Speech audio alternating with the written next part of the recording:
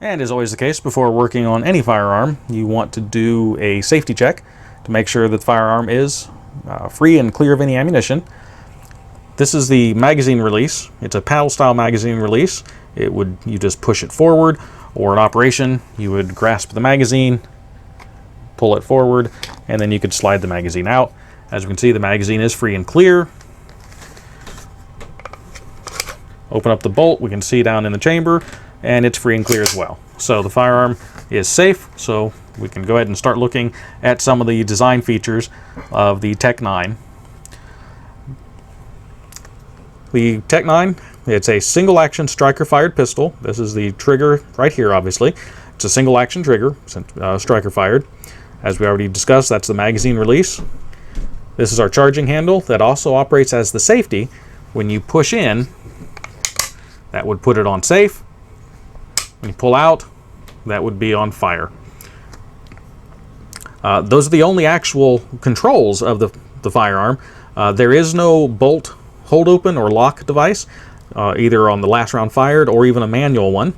So to hold the barrel open, you have to physically hold it open. It's a very stout spring. It's a blowback operated firearm. So aside from the weight of the rather large bolt, it's got a fairly hefty recoil spring to keep everything in operation.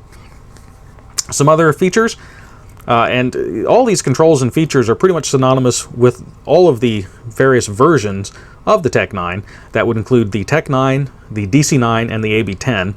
The TEC 9 is what you'd call the original kind of version of it, after they started making the closed bolt operation. The TEC 9 has sling mounts on the upper receiver right here. The DC 9, those were eliminated, and it was replaced with a single sling mount that was right here.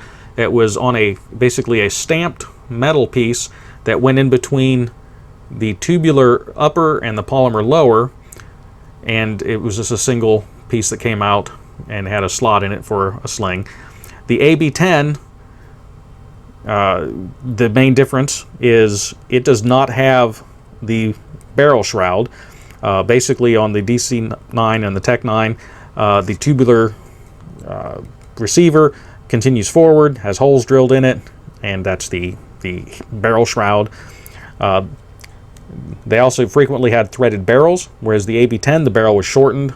So from the front end about here forward, totally different on the AB10. The sights on all of them are a stamped steel affair. They're fairly crude. They're not adjustable in any format. They would serve to get you pointed in the right direction. In all actuality, they operate a lot better than what you would think they would. However, they are what they are. They're just simple stamped metal parts that are spot welded on. The barrel is hooked to the front trunnion, which is inside the tubular steel receiver, spot welded in place right there and right there, and so none of that can come out, none of it's serviceable. So that's pretty much it. As far as disassembly, that's the disassembly pin right there. This area is also the most prone area for damage to these firearms. And these will frequently crack right in this area here. For a variety of reasons. Usually it's because the firearm was dropped.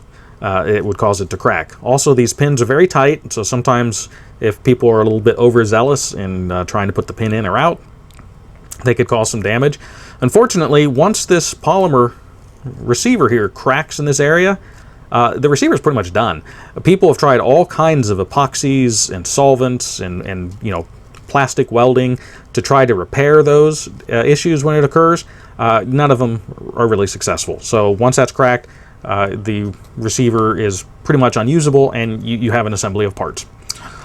So one thing you want to keep an eye out for. Now, as far as disassembly, like I said, those pins are frequently very tight, so you'll need usually some persuasion. So a little punch and a small hammer. Like I said, you do want to be careful when you're doing this so that you don't inadvertently damage the receiver. So once the pin's out, you can pull the trigger to release any spring tension, and then the upper receiver comes off the lower receiver. So on the lower receiver, very simple in operation. They're all stamped metal components. There is our ejector right there. That's the sear, and that's the disconnector. Now, in operation, it's a very simple operation. When you pull the trigger, it pulls the disconnector down, and that pulls the sear down. See if you can see that. Now, when the sear goes down, that releases the striker, so the striker can go forward to fire the cartridge.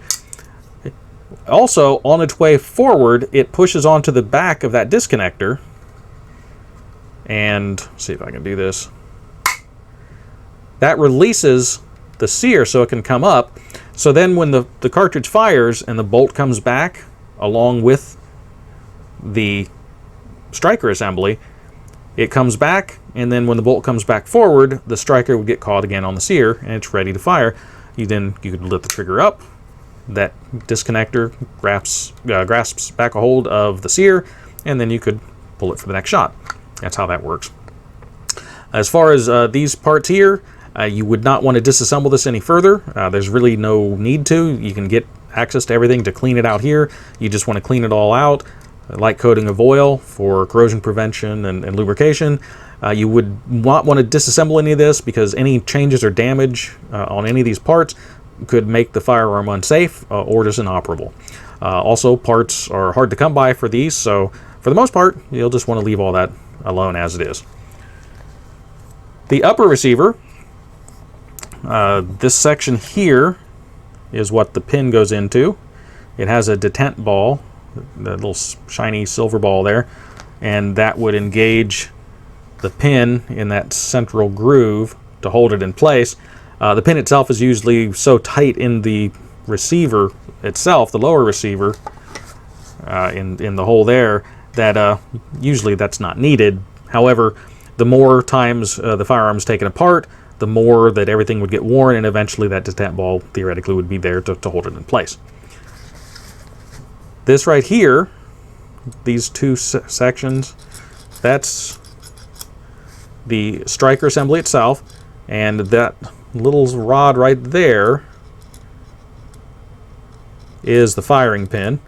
This is the guide rod for the striker. Of course, there's the spring for the striker, and you can see the main recoil spring farther down in there.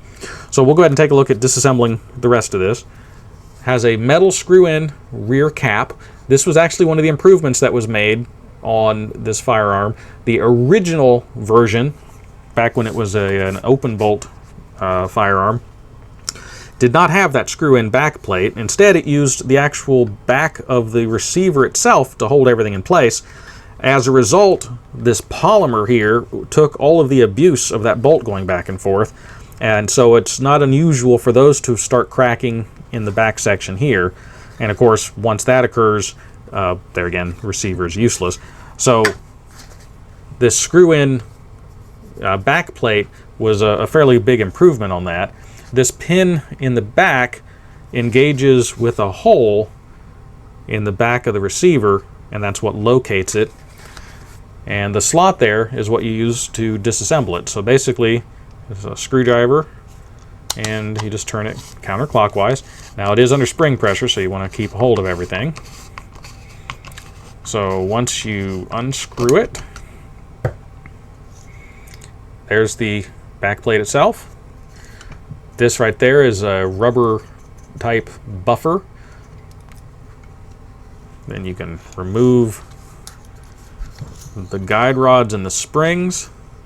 The bigger spring is the main recoil spring. The smaller one is the striker spring. Then the bolt itself, you would move the charging handle back to that large hole, because it can now go all the way back to that now that the back plate's off, and you can just pull the charging handle out, and then the bolt will just slide out the back. Now in the bolt, this is the striker assembly, and it comes apart. Actually, that part just comes out. There's the firing pin. So this together is the striker assembly. The bolt is just a big heavy machined piece of metal. There isn't really anything else on here to service, except you do have the extractor right there, which is it's a spring steel extractor. It goes down into that hole, comes down to about here.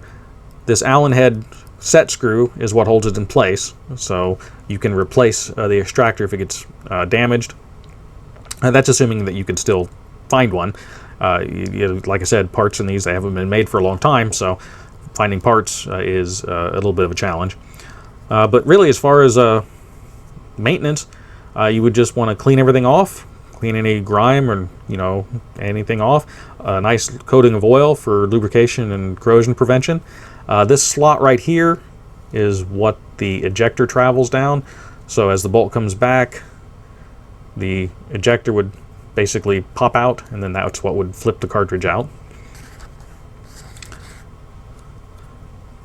The striker assembly, same thing. You'd want to clean it all off. A little light coating of oil. Reassembly is just the opposite. The firing pin goes into the hole right there, and then you just slide the striker assembly forward. You can then put it into the receiver, line up the hole there, put your charging handle back in. Oh, and that little narrow section right there is what travels through where it narrows down there. So then they can slide back and forth. As far as the springs, the main recoil spring goes in there and its guide rod. The striker spring goes into this hole there along with its guide rod. So you line those up. And then you can let it all come forward. Put your cap on. Then you just push it down and start the threads.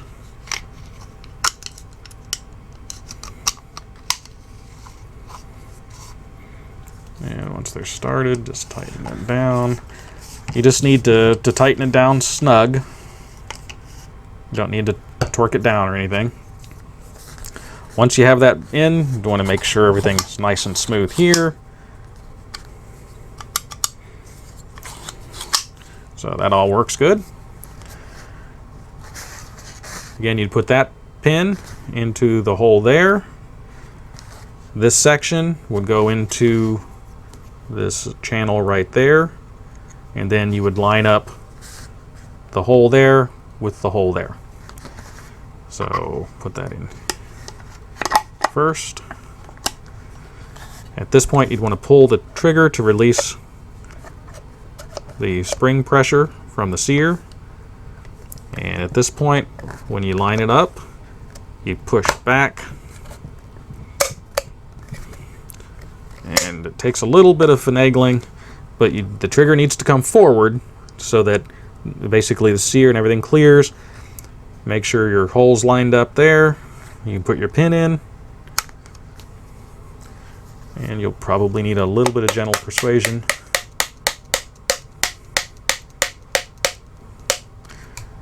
And then do a function check. And we're good to go. And that's it.